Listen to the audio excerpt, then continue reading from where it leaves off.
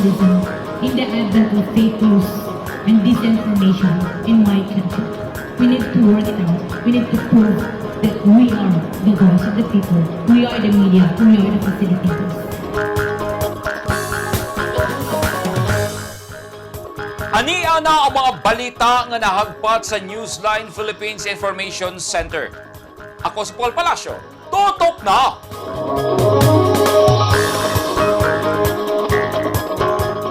Sa mga headlines,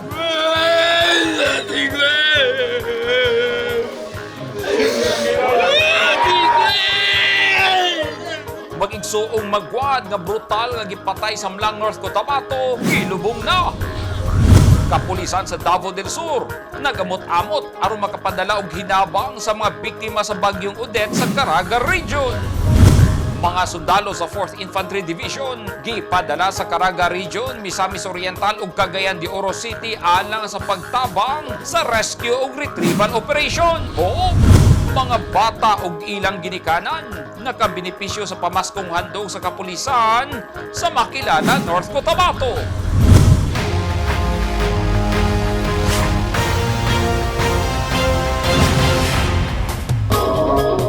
Sa detalye sa ato mga balita, patay ang usa ka bata samtang usa ang naangol dihang mibusikad ang bala sa mortar nga ilang gidulaan didto sa Zamboanga City. Ani ang report.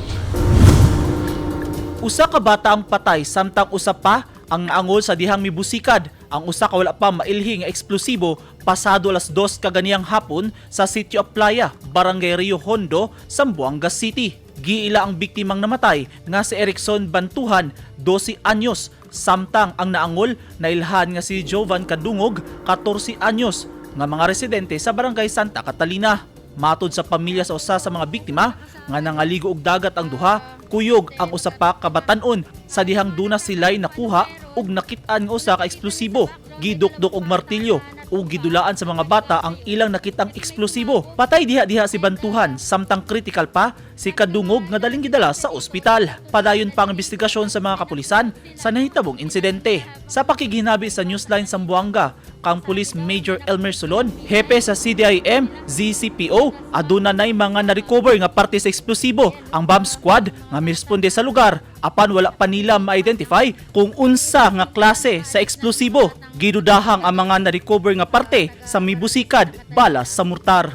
Eugene Hinutan, Newsline Philippines. Stay safe.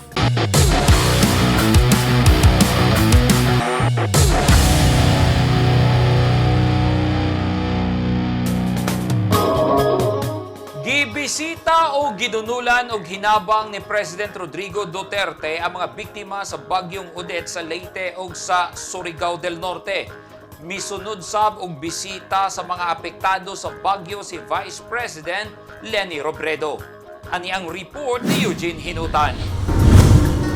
Personal nga gisusi ni Pangulong Rodrigo Duterte ang gibiling danyos sa bagyong Odette sa Maasin City, Leyte niadtong Sabado, Disyembre 18. Atol sa iyang pagbisita ng apod-apod og relief goods o cash assistance ang Pangulo sa mga apektadong pamilya. Sa samang adlaw, nakikita ang Pangulo sa mga LGU officials sa Surigao del Norte ug Dinagat Islands sa gipahigayong situation briefing sa Surigao City. Aron hisgutan ang mga panginahanglanon sa mga probinsya nga lakip sa mga hilabihang naapektuhan sa bagyo. Nagpahigayon usab og aerial inspection ang Pangulo sa pipila ka lugar nga grabing naapektuhan sa bagyong Odette sa Siargao Island. Mibisita sab sa Dinagat Islands si Vice President Leni Robredo aron personal nga makita ang sitwasyon sa mga residenteng apektado sa bagyong Odette. Usa ang naisgutang probinsya sa grabing naapektuhan sa bagyong Odette. Kaganiyang buntag, Disyembre 20, nagpadala na usab si VP Robredo og relief items sa mga apektadong pamilya sa Siargao Island. Na-turnover na ang mga gipadalang hinabang pinaagi sa tabang sa Philippine Airlines Cargo. Nagsaad og 2 ka bilyon ka pesos ang nasudnong panggamhanan alang sa mga residenteng na-displace kung nawadan og balay tungod sa bagyong Odette sa Visayas ug Mindanao. Wa mo kumaingon na tay kwarta, wa tay katabang sa na pero medyo pigido na kay ang kwarta na hurot sa tubig. We're trying to scrimp whatever we can from the savings of government. Patawag ko meeting sa mga budget na lang. Kung man naman may gabi sa selected few sa cabinet. Ang ako makuhaan sa mga tao na hinabang moabot. Taga-ilamig kamayong panahon kaya itong gobyerno magpapil kada lihok ni mo na si layer of papel. Sa pinakulahing datos gikan sa Office of the Civil Defense, kapin 200,000 ka pamilya kung 780,000 ka mga individual apektado sa 2,322 ka mga barangay. Eugene Hinutan, Newsline Philippines. Stay safe!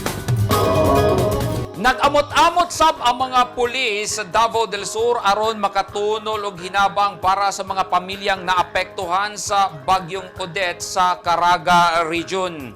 Tuyo nila nga mabati sa mga biktima ang diwa sa Pasko luyos sa trahedya. Ani ang report ni Ronnie Jun Otero. Human makita sa telebisyon ang kahimtang sa katawhan nga apektado sa bagyong Odette. Daling gipatawag ni Davao del Sur Police Provincial Director, Police Colonel DCP Heralde ang tanang hepe sa tibok lalawigan. Gihisgutan nila kung unsaon pagpaabot og tabang sa mga pamilya nga naapektuhan sa bagyo. Gikan sa kaugalingong bulsa sa mga pulis og mga stakeholders, nakatigom ang mga pulis og 59 ka karton sa assorted bottled waters. Lain pang 32 ka mga bag sa mineral water, 42 ka karton sa sardinas, 11 ka karton sa noodles, usa gatos ka lata sa corned beef, 6 ka sako nga bugas, 15 ka sako sa asukar, 12 ka hygiene kits og mga kape. Samtang lain pang relief goods gikan sa usa ka Villa del Pino nga naghatag og 2 ka sakong bugas, 200 ka dilata nga pagkaon, 271 ka book hygiene kits, 320 ka mga bottled water, 57 ka mga noodles og kape ang nadugang sa ilang ipadala nga tabang. Gihatod sa kapulisan sa Davao del Sur ang mga hinabang ngadto sa opisina sa Regional Office 11 aron mausa kinig hatod sa Caraga Region nga usa sa mga naapektuhan ni bagyong Odette. Kagabi, ubay-ubay ang ato ang napadala na gikan sa itong mga stakeholder. Kadto sa among estimate, moabot ang mga almost 100,000. Klase-klase siya, na ibugas, dilata, o daghan kayo na tubig. Kaya mo yun na ang i-handom nila nga ato ang mapadala dito sa ilaha. Sa pinakaulahing report sa National Disaster Risk Reduction and Management Council, mukabat sa 10,111 ka pamilya kung 36,303 ka mga individual sa Caraga Region ang apektado sa bagyo. Naglaom ang kapulisan nga pinaagi sa ilang gipadala nga gamayng hinabang makatagbaw kini bisan sa kadiyot nga panginahanglanon sa mga biktima sa bagyong Odette ug mabati gihapon ang diwa sa Pasko tungod buhi pagihapon ang bayanihan sa mga Pilipino pag-abot sa mga kalamidad. Ronnie Jun Otero, Newsline Philippines, Province of Davao del Sur. Stay safe! Tungod sa danyos nga gibilin sa bagyong Odette sa Mindanao ug Visayas, mihimo sab og inisyatibo ang lain-laing ahensya sa gobyerno aron mapadala ang hinabang sa mga naapektuhan sa bagyo. Ani ang report ni Eugene Hinutan. Padayon ang pang-apod-apod og relief goods sa lokal nga gobyerno sa Butuan, pinaagi sa City Social Welfare and Development Office sa mga residenteng naapektuhan sa bagyong Odette sa Butuan City. Sulod sa relief packs ang kinilong bugas, canned goods, kape ug gatas. Samtang usa ka konsultasyon og sanitation inspection sab ang gipahigayon sa mga personahe sa City Health Office sa mga bakwit sa Barangay Libertad, Bangkasi ug Pangabugan Evacuation Centers sa syudad aron masigurong anaa gihapon sa maayong panglawas ang mga bakwit. Nanghatag usab sila og hot meals para sa mga bakwit. Kagahapon Disyembre 19, personal nga gihatod ang unang hugna sa mga hinabang ngadto sa mga apektadong pamilya tungod sa bagyong Odette ni Auxiliary Commander Gerald Anderson sa Philippine Coast Guard Auxiliary. Sako-sako nga mga bugas ug kinahon nga mga tubig ang gisakay sa BRP Gabriela Silang nga dunay biyaheng Western Visayas ug Northeastern Mindanao. Ang relief transport mission sa BRP Gabriela Silang subay sa direktiba sa Malacañang nga gamiton ang tanang assets o resources sa gobyerno aron makatabang sa pagbarugbalik sa mga pamilyang nabiktima sa bagyong Odette. Nagpadala na usab ang ubang LGU ug mga personahe alang sa pagresponde sa mga napektuhang lugar. Ang lokal nga panggamahanan sa Davao ug Nabunturan sa Davao de Oro nagpadala na og mga rescue ug medical teams. May biyahe paingon sa Ubay Bohol ang mga personahe sa Davao City Health Office, Davao City Central 911, Urban Search and Rescue, Fire Auxiliary Services, Southern Philippines Medical Center doctors ug social workers gikan sa City Social Welfare and Development Office aron magpahigayon og relief ug rescue operations sa mga napektuhan sa bagyo. Samtang 8-man team ang gipadala sa lokal nga gobyerno sa Nabunturan, Davao de Oro ngadto sa Surigao City nga gilangkuban sa emergency medical technicians, disaster officer ug driver responders. Lakip sa gidala didto ang mobile kitchen sa LGU nga dunay mga rasyon, mga gamit sa pagluto, limpyo nga tubig para mainom ug generator sets nga mao'y gamiton sa relief operations sa Caraga Region. Duha ka adlaw sa Surigao City ang Nabunturan team. Eugene Hinutan, Newsline Philippines. Stay safe. At tangi! Tulo ka mga lalaki lakip ng usa ka minor de edad gidakop human makuhaan og illegal nga droga sa checkpoint sa TF Davao. O presyo sa produktong petrolyo musaka na usab sugod ugma sa buntag.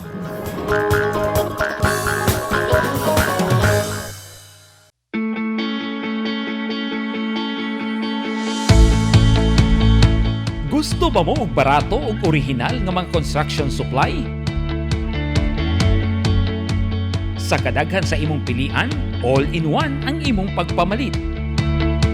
Tara na sa 3M1 ug T-Square Lumber and Construction Supply na himutang sa daang Hardika, Lanao ug Dayo Street, Kidapawan City.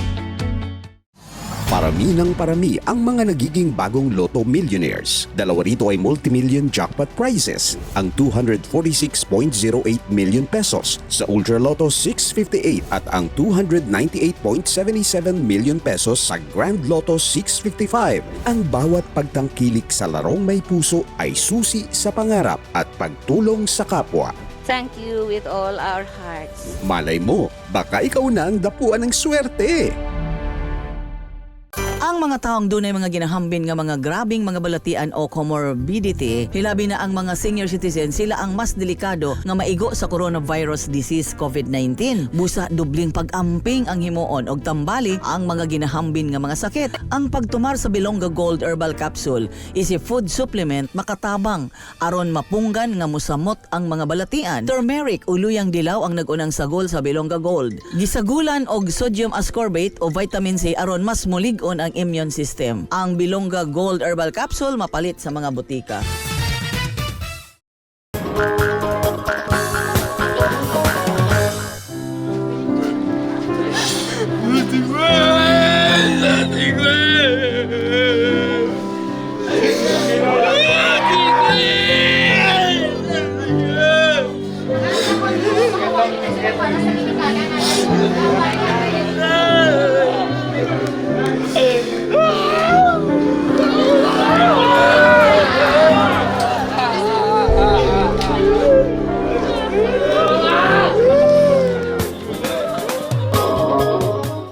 Emosyonal ang kadaghanang mihatod sa lubong sa mag-igsuong magwad sa lungsod Samlang, North Cotabato kaganiyang buntag. Pero nagbilin og kasakit ngadto sa kabanay ang gidangatan sa mag-igsuon nga brutal nga gipatay. Ani ang report?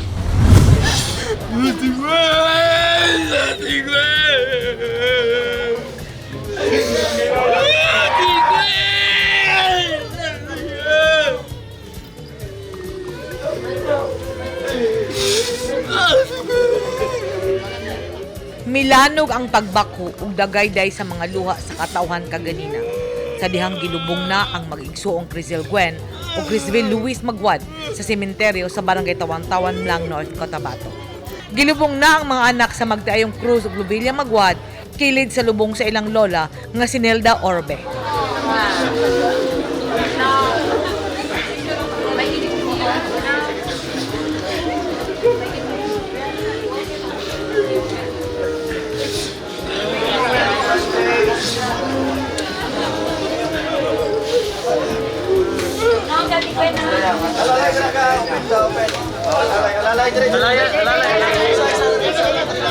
Alalay niyo.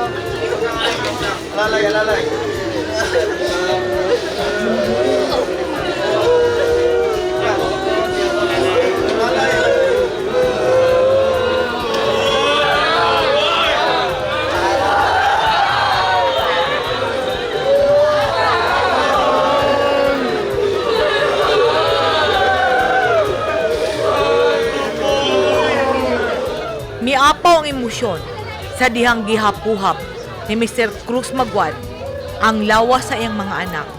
Una pa man kinigitakluman.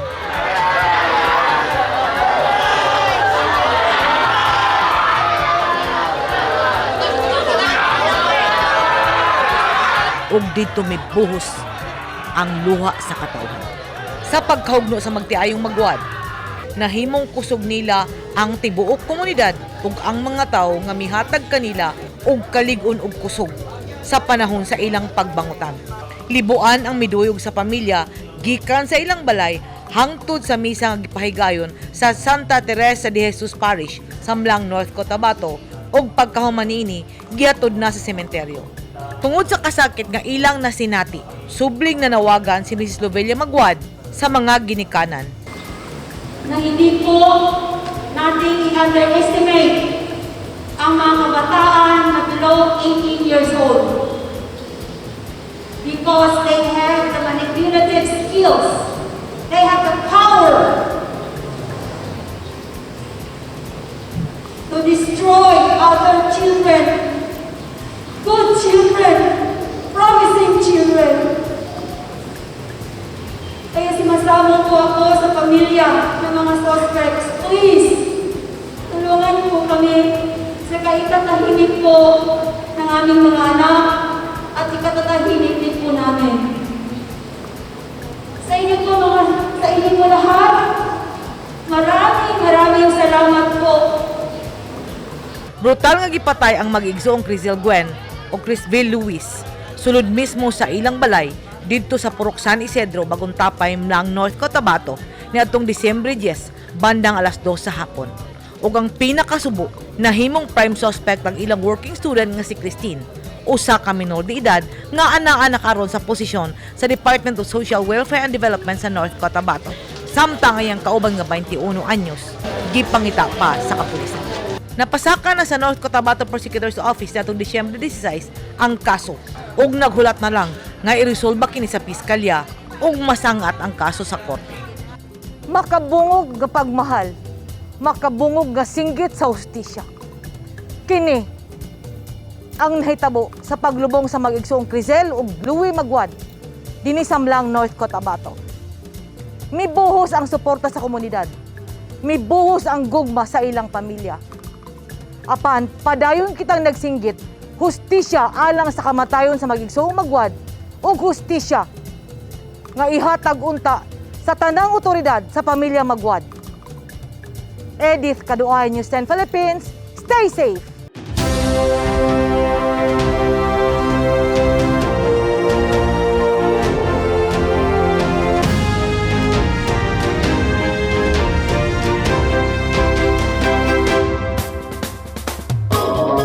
This portion is brought to you by Toyota. This portion is brought to you by Rizal Memorial Colleges. Samtang wala makapuyo sa Misamis Occidental ang suspect sa pagpatay sa mag-igsoong Magwad. Kanauban pang mga balita gikan kang Misamis Occidental News Bureau Chief Neptali Batuleño. Nep? Daghang salamat, Paul. Walay record sa Barangay Malaubang, Osamis City ang giingong usa sa gitudlo nga suspect sa pagpatay sa magsuong Magwad. Kini ang gikumpirmar ni Barangay Malaubang Chairman Saulo Salvador sa pagighinabi kaniya sa Newsline Philippines. Ipasabot sa kapitan nga human nga subling mikatag ang Facebook post may labot sa suspect nga giingong nagpuyo sa Purok 3 Malaubang, Osamis City. Iya dayon kining gisuhid apan walay makasulti og nakaila sa maong bata. Pasabot dini nga walay nakitang record sa pamilya sa maong bata sa nasangpit nga barangay. Based sa ato ang gikalap nga information sa atong mga kabarangayan, sa atong mga barangay health workers nga dalang household profile diri sa barangay, wala siya naka-record diri sa among barangay nga nakapuyo. O basin og nakaan nila siguro og bakasyon or kay ang among good once nga residence ka sa atong barangay is nagyo kay barangay profile.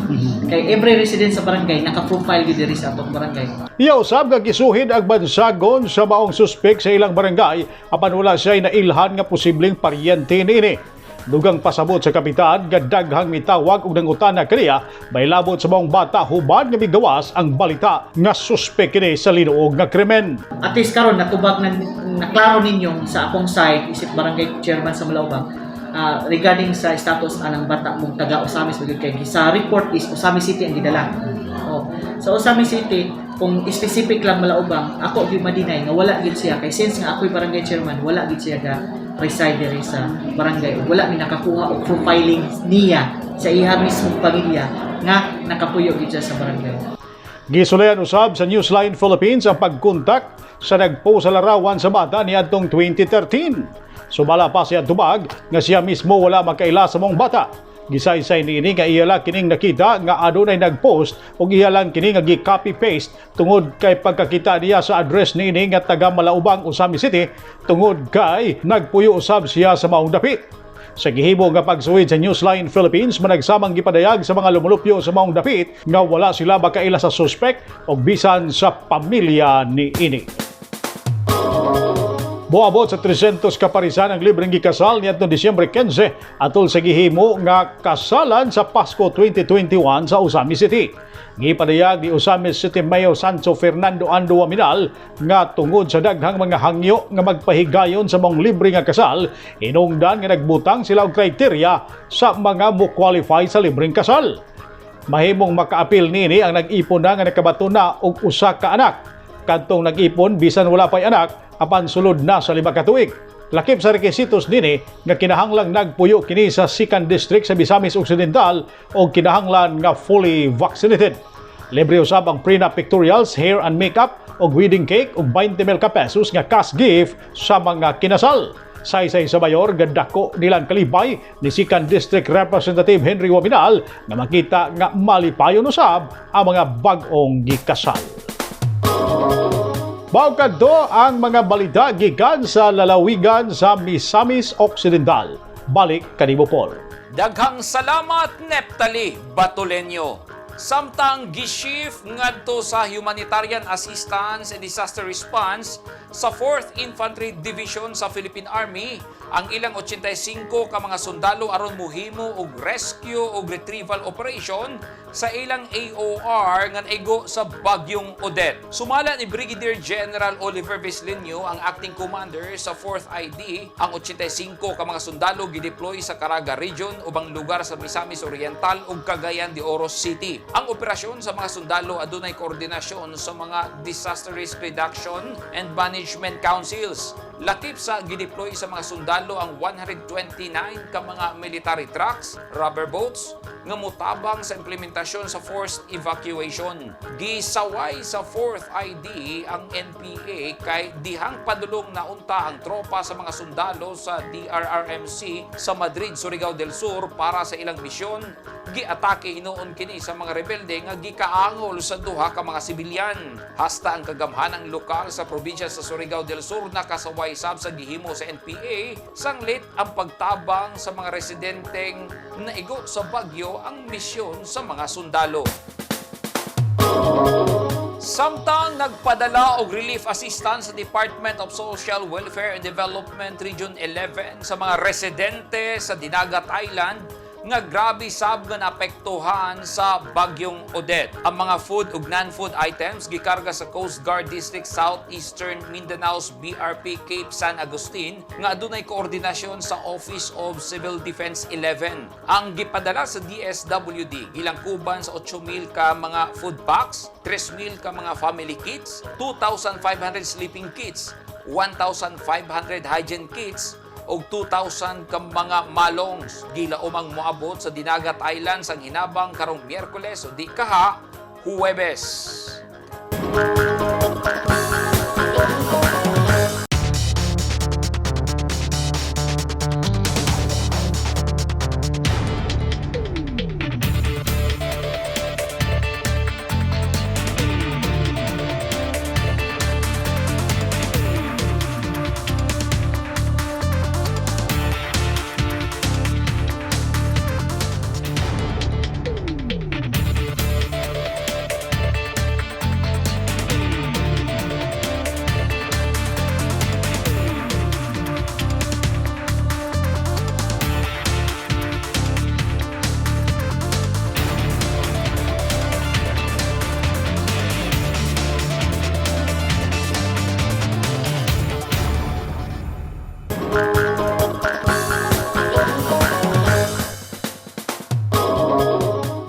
Duha ka mga lalaki ang nasikop ug usa ka minor de edad ang na-rescue human sila maharang sa checkpoint sa Task Force Davao kaganihang buntag nga buot magpalusot og illegal nga droga. Ang duha ka mga lalaki nga nadakpan giila sa mga otoridad nga sila Fahadjain Mla, 21 anyos, taga Bulaong North, General Santos City. Abdul Salam Daod, 32 anyos, taga Buluan, Maguindanao ug ang 17 anyos nga si alias Dats ang na-rescue. Base sa report sa Task Force Davao ug DCPO, sakay ang mga suspect sa usa ka van dihang naharang kini sa checkpoint nga nagdala og balor 9,600 pesos sa gituuhang shabu. Gi-turn over na sa Turil Police Station ang mga dinakpan ug ang mga ebidensya.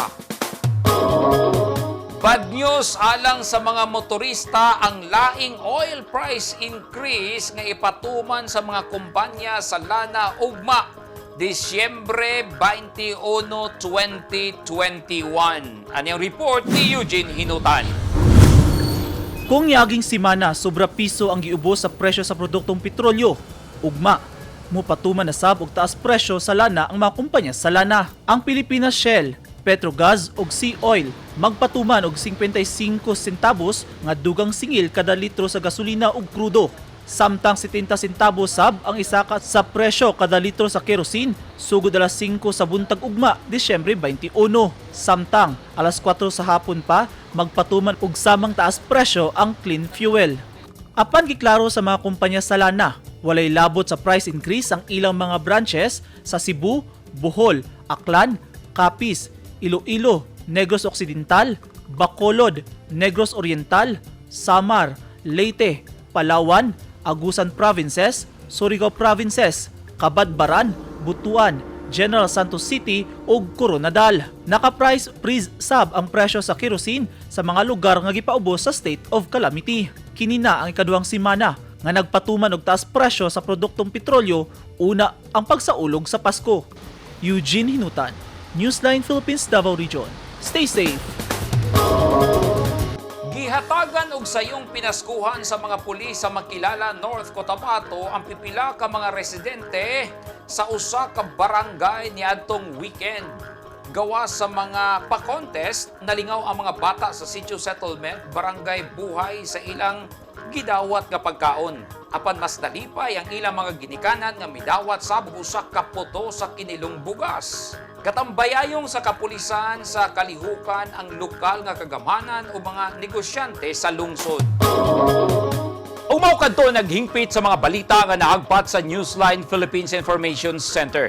Alang sa dugang balita, bisitaha ang website nga www.newsline.ph, sa Facebook page, Instagram, newsline.ph, o sa Twitter, newsline.ph. Kung aduna mo'y mga balita o impormasyon sa iyong tagsa-tagsa ka mga lugar sama sa sunog ug baha, mamahimo ka na ninyong i-share pinagi sa Newsline Messenger. Makita sa bininyo sa Channel 50 sa Sky Cable sa Davao ug General Santos City. Channel 49 ug Channel 50 usab kita sa NCTV and Cable TV sa North Cotabato. Ug syempre, mo-subscribe kita sa YouTube channel sa Newsline Philippines. Ug naa na usab kita karon sa app nga TikTok. 5 ka adlaw na lang, Pasko na! Ako si Paul Palacio. Daghang salamat and stay safe!